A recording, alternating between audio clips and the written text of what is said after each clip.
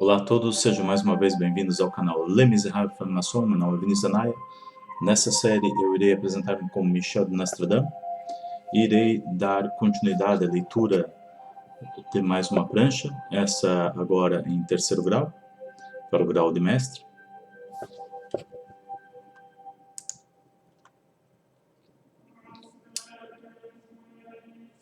A glória do soberano arquiteto de todos os mundos, em nome da maçonaria universal sob os auspícios da grande loja simbólica de Portugal do rito antigo e primitivo Mestre Mizraim, respeitável loja Fênix do número 207, a oriente de Oeiras, venerável mestre, respeitáveis mestres, meus queridos irmãos em todos os vossos graus e qualidades. Só baixar aqui um pouco o som, que eu penso que esteja um pouco alto. Ok. Tema: Árvore do conhecimento, o binário da vida. Nota: antes de mais, como sempre, não vos falo, mas sim partilho os meus pensamentos na esperança de os aperfeiçoar para que no futuro possam ser úteis à humanidade. É da combinação de duas forças que surge o ternário, com resposta à vida. Na Bíblia diz que no jardim do Éden existiam duas árvores, os binários que exerceram os segredos, os binários que encerram os segredos da criação. Vou fazer uma pequena nota. Se queremos preservar uma informação importante, devemos semear aos olhos de todos. Entretanto, apenas ensinar a colher os seus frutos aqueles que possam compreender o motivo de o semear. Com base nessa premissa, volta a minha retórica. Talvez não completa como deveria de eu ser, mas uma reflexão dos meus pensamentos em volta do tema. Vendo as duas árvores como binários e procurando entender a sua função, concentrando o pensamento apenas na árvore do conhecimento e nos acontecimentos à volta dela, surge uma frase que desperta a mente daqueles que podem ver não com os olhos, mas sim com os sentidos. Eritz sicut di sentis bonum et malum. Serás como Deus, que conhece o bem e o mal. A vida eterna é interdita ao conhecimento? Se tomarmos juízo do bem e do mal, podemos ser criadores. Como criadores, temos o poder de gerar. Geração, ato de criar, ao menos para mim, é um dos significados da letra G. É o binário que gera e cria. Em análise, aos poucos detalhes do relato do livro do Gênesis, não esclarecem com precisão qual seria o fruto proibido. Sendo assim, arrisco a dizer que o fruto não seria a maçã, mas sim a romã, uma vez que na Bíblia está associada às paixões e à fecundidade, bem como de ordem e riqueza. Encerra o conhecimento na diversidade, é a forma mais rica e nobre de alcançar a eternidade. Voltamos ao binário, a chave para livrar-se da ignorância.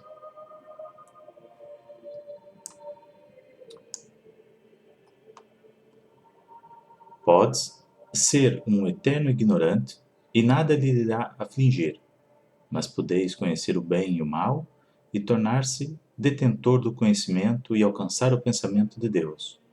O livre-arbítrio que foi dado ao homem era de facto esperado que o fizesse uso. Sendo assim, ao comer o fruto da árvore do conhecimento, o homem iluminava os seus pensamentos. De facto, as grandes mudanças em nossas vidas acontecem apenas quando tomamos uma decisão com base em uma possibilidade ao qual de facto não revela o futuro, depende da nossa perspicácia. Mas, com um senão ao qual poderia o levar à morte, o não conhecer a si mesmo. Trabalho que deve ser realizado pelo aprendiz e que deve ser aperfeiçoado ao longo da sua caminhada. Talvez explique aqui o motivo do rei nas cartas de tarô, que apela ao aprendiz tornar-se dono de si próprio. Talvez, por esse mesmo motivo, o companheiro é convidado a conhecer os reis em seu grau, pois é aí que está aberto o livro sagrado. Rei não é apenas aquele que governa outros homens, mas sim aquele que governa a si próprio. Nesse cenário, encerra outro binário, que vem dar continuidade ou luz ao progresso. É o homem e a mulher, e está a deixar claro que é preciso da força imaginativa da mulher para o homem romper com as amarras que lhe prende na ignorância. Revela também uma razão indubitável, que a mulher é um elemento de ligação ao divino. Regina é uma evocação à mulher. É preciso de um homem e de uma mulher para poder gerar o fruto da vida, que aí sim concordo em ser uma maçã. Só não percebo porque, ao longo da história, a mulher é excluída na busca dessa mesma revelação.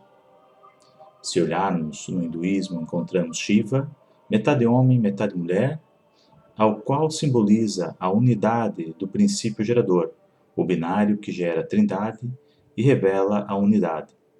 Quando a humanidade tiver o poder de gerar a vida, que diga-se de passagem já o temos, alcançará os pensamentos de Deus. Saber distinguir qual dos caminhos pode levar à eternidade e à criação contínua é o grande desafio para a humanidade. O homem deve aprender a morrer para tornar-se eterno. O homem deve aprender a morrer para tornar-se eterno criador desse binário, que revela o ternário, e desse mesmo ternário surge o quaternário, que é o poder de criar, o poder de ser Deus. Analisando ainda o acontecimento em volta da árvore do conhecimento, revela também que esse mesmo conhecimento foi dado e possibilitado por uma estrela. Essa estrela é a luz mais brilhante da noite, pelo Filho de Deus, encarregado de portar essa mesma luz, de revelar ao homem os seus potenciais e não o deixar padecer na ilusão do conforto do ovo. Mas aqueles que olham para a luz sem ficarem cegos, devem saber reconhecer quais os frutos que devem ser colhidos e quando os colher. Mostra-se, assim, em uma plena claridade o número 5, a estrela flamejante. E podemos também dizer que temos a presença do número 7, que mostra que o homem desprende-se da carne e não receia a morte, sabe que a verdadeira eternidade está para além da matéria. E assim, continuo eu o meu caminho constantemente procurando aperfeiçoar os meus pensamentos, porque é com o fogo que se dobra o ferro e forjam os elementos, diz Michel de Nostradame. Aqui quero fazer algumas notas em relação a algumas partes, como eu já mencionei, essas pranchas têm por volta de 5 ou 4 anos, coisa do gênero, e nessa discussão, nesse momento, para mim o que é evidente é a parte onde esse conhecimento é adquirido pelo homem e como que ele adquire esse conhecimento. Como eu já mencionei em outros vídeos, vocês vão verificar que, e também dentro da Cabala, para quem estuda a Cabala ou tem alguma curiosidade dentro da Cabala, vai perceber que a Cabala é dada a Adão. Mas não se diz em que momento que ela é dada para Adão, diz que ela é dada por Deus. Em outras partes, vais encontrar na Cabala que o Adão recebe a Cabala após receber o conhecimento, porque o recebimento do conhecimento é o recebimento da Cabala. E aqui nós vamos já começar uma série de problemas. Como eu já tinha mencionado anteriormente, a maçonaria ela vai levar-te o estudo nas sociedades secretas ou discretas, como queiram chamar, ela vai te induzir a um pensamento. E como esses textos que nós utilizamos e parte cerimonial que nós usamos da ritualística, ela é muito voltada dentro da cultura ainda cristã, nós vemos a indução a um pensamento de trindade. Na minha opinião, já começa aqui uma falha, porque a trindade ela só passa a surgir dentro do cristianismo para explicar, ou melhor, tentar afirmar que Jesus é Deus. Mas, se tu não fores um, um cristão ignorante, tu vais perceber que os judeus, ao criarem a seita cristã, enquanto se discutia se deveriam ou não absorver, ou se deveriam ou não antes serem convertidos ao judaísmo, como que o processo iria decorrer, os cristãos divulgavam a palavra, ou divulgavam o conhecimento divino através da Taná, numa das primeiras versões traduzidas para o grego 70 anos antes de Cristo,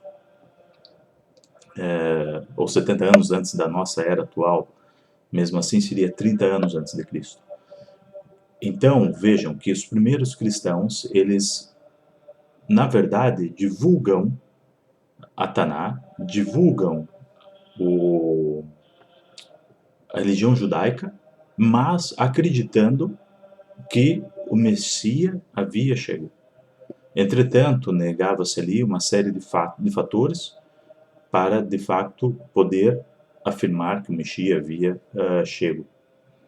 E é a partir daí que começa todo esse conflito. E se vocês forem ver bem, como já explanei em outros vídeos, os cristãos, eles passam a perseguir os judeus. Agora, se nós pegarmos aqui na história, e como vocês já puderam perceber, e existe hoje em dia os apócrifos, se ler os apócrifos de uma forma clara, totalmente clara, vai se perceber que, na verdade, a tentativa dos apócrifos é, na verdade, a recriação da Taná. Daí que, a partir daí, passam a chamar a Taná como o Velho Testamento, e o Novo Testamento apenas engloba a parte da revelação e os apóstolos, com algumas cartas e outras coisas mais. Mas aqui nós já temos a institucionalização da religião cristã.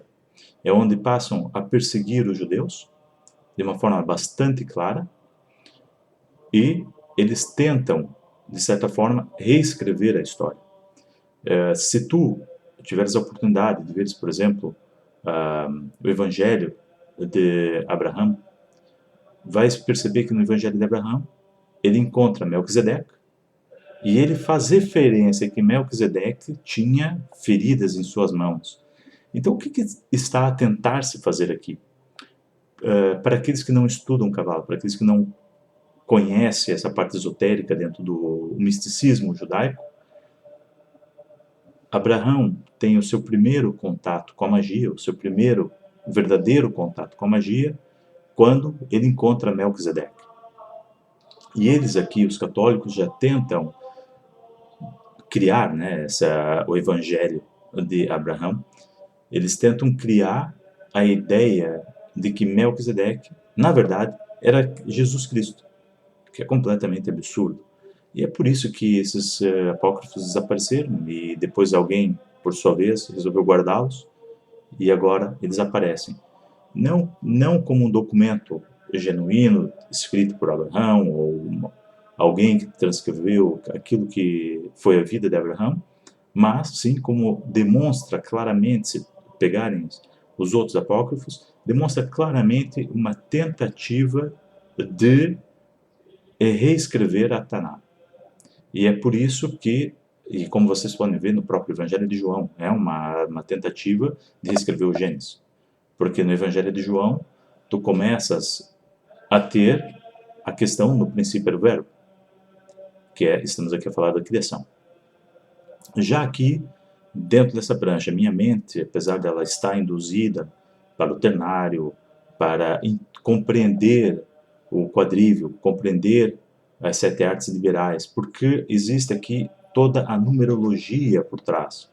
E essa numerologia, que ela insiste em aparecer na Bíblia vezes, vezes e vezes em conta, ela serve apenas para aquele que já estuda a parte mística, aquele que de fato já compreende a magia por trás. Então ela percebe que nessa numerologia, que é usado 3, que é usado 7, que é usado 5, e que depois os seus múltiplos, que seriam o 9, 18, a questão do 72, questão do 33, todos esses no mesmos os 40 dias, é tudo relacionado à magia. Mas, entretanto, quando eu fiz essa prancha, já vi aqui um forte indício de perceber na minha concepção que nós estamos a ser governados, ou estamos a deixar ser governado por um sistema patriarcal. E nesse sistema patriarcal, nós acabamos por negar a mulher. Nós negamos o direito da mulher participar, quando na verdade ela, desde o Gênesis, mostra que a mulher é aquela que conecta com a parte mágica. Porque se não fosse Eva, Adão não receberia a Cabala. Porque se assim o fosse, e vejam a covardia de que Adão nem sequer teve a hombridade, se assim podemos dizer, de assumir que ele comeu a maçã porque ele desejava comer a maçã. Entre aspas, comer o fruto. E ele culpa a Eva. Mas, se nós analisarmos claramente a vida, qual é o ser que realmente tem a capacidade de se autorreproduzir? Num caso de extrema necessidade da natureza, a mulher. O homem não tem um ventre, o homem não consegue gerar. E aí vocês vão dizer, mas dependemos aqui dos cromossomos Y e X da mulher e blá, blá, blá, blá. Ok, sim, porque a vida foi concebida dessa maneira, entre essas forças. Mas, na verdade, aquela força que traz a vida, que traz a capacidade de gerar, é a mulher. Daí que eu já chamei a atenção em outro vídeo, e já chamei a atenção em uma outra prancha, que os templários passam a cultuar Regina, passam a cultuar Maria. E se vocês forem ver, e podemos constatar claramente, todas as Nossas Senhoras, elas, na verdade, representam quem? Representam Maria. Representam o feminino. Por que que a igreja levanta altares sempre ao feminino? Por que que a igreja sempre respeita qualquer aviso que venha? Não respeita na totalidade, porque cometeu um grande erro e foi avisado. Mas houve, quando a aparição, quando se diz que apareceu Maria. Mas ao contrário, tu não vês a aparição de Jesus. Vês muitos poucos relatos e a igreja não levanta nenhum altar ou a igreja não faz nenhum culto a essas aparições. Mas toda vez que aparece Maria, nós temos uma Nossa Senhora de Fátima, Nossa Senhora da Salete, Nossa Senhora da Conceição, Nossa Senhora Aparecida. Nós temos um altar a levantar. E por quê? Porque é de fato a mulher que faz essa ligação. E é através dessa energia do feminino, que vamos poder conectar com as forças, com as outras duas, com os outros dois agentes que regem toda a criação, seja ela na matéria, seja ela na vida.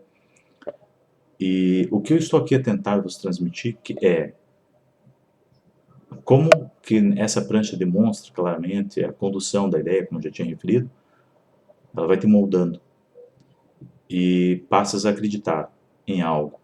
Mas, se tomares bem atenção, toda a maçonaria, a ritualística, ela sempre contém componentes tanto platônicos, pitagóricos, e vai conter os componentes cristãos e também os componentes judaicos. levando já aqui, por isso que Bonaparte, por que Bonaparte, eu já expliquei isso também, por que Bonaparte foi ao Egito? Porque eles queriam encontrar a chave daquele poder. E a chave daquele poder estava onde? Estava no Egito. Daí, Bonaparte ter ido ao Egito para conquistar o Egito e depois ter se dirigido a Jerusalém. Porque já no Egito já não existia mais os vestígios, como é que eu vou dizer, tão frescos daquela magia. O Egito perde a magia quando existe aqui esse movimento de Moisés em direção a Meca, que na verdade existe uma outra cidade, Medina, que na verdade foi a primeira cidade que após eles cruzarem o mar Egeu, foi a primeira cidade que eles pararam, foi Medina, e depois se dirigiram a Meca. Daí, como eu já expliquei também, já expliquei em outros vídeos, o porquê que Mohammed ataca fortemente tanto Medina quanto Meca, porque existia ali um grande culto judaico, existia uma grande comunidade judaica, e eles, como eu já mencionei também em outros vídeos, já expliquei, os muçulmanos, a religião muçulmana, ela é na verdade, uma cópia adaptada do cristianismo, adaptada aos árabes. A cultura deles, a maneira deles viverem, a maneira deles encararem as coisas. Mas considerando como infiéis os judeus. Porque na interpretação deles, naquela altura, e já bem vincada, era que os judeus haviam traído o profeta Jesus, porque eles reconhecem Jesus como profeta, e, incrivelmente, como eu já explanei também, no Corão existe um capítulo dedicado somente a Maria. É a única mulher que eles respeitam e veneram com toda a força. Entretanto, hoje em dia, a religião muçulmana, ela já politizada, mais uma vez, assim como foi politizado o cristianismo, ela acaba por incluir dentro dos infiéis também os cristãos, quando a origem deles, quando a base deles é o cristianismo. E podemos também observar claramente que nessa ideia nós estamos aqui a trabalhar apenas com duas coisas. Nós estamos a elevar um culto ao profeta. Eles cultuam, na verdade, o profeta. Eles não cultuam Deus. Eles podem dizer que Deus é grande, mas no fundo eles estão a cultuar o profeta. Assim como os cristãos cultuavam Cristo. Eu já expliquei também em outro vídeo que isso não é um problema. Tu podes escolher o Deus que tu queiras, desde que tu te conectes fortemente e compreendas o que é esse Deus. Porque fé não é ignorância. Fé é um conhecimento pleno do porquê tu adoras algo, o porquê que tu conecta com esse algo. Agora, se tu fores uma pessoa que apenas se conecta, pega uma pedra na rua e vai se conectar com aquela pedra e dizer que aquela pedra é o teu Deus, aí de fato há uma ignorância dentro do teu ser. Mas eu não queria alongar muito mais do que isso, acho que já falei demasiado, mas apenas para partilhar aqui com você já nessa altura, levantei a suspeita da Romã sim ser o verdadeiro fruto desse conhecimento, até porque a Romã é um símbolo muito forte dentro da maçonaria, e depois também toda essa questão do binário e a questão do feminino, principalmente. É o feminino que realmente traz aqui essa ligação. Apesar de que esse ternário onde eu estava a buscar, nessa prancha, já é com muita influência da ideia de que o segmento católico aqui era realmente o segmento que vem demonstrar Deus.